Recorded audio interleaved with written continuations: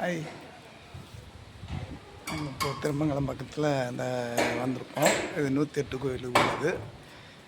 இந்த கோயில் வந்து நல்லா விஸ்தாரமாக நல்லா இருக்குது. இன்னைக்கு வரோம்.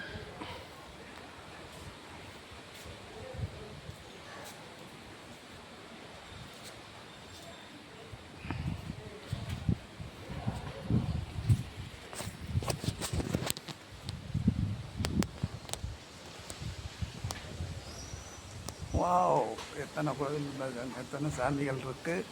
மொத்தம் 146 சாமிகள் இதில் இருக்கான். ஆமாம், பூரம் சாமி சிலைகளே பாருங்கள். பக்கம் பக்கம் எல்லா பக்கமும்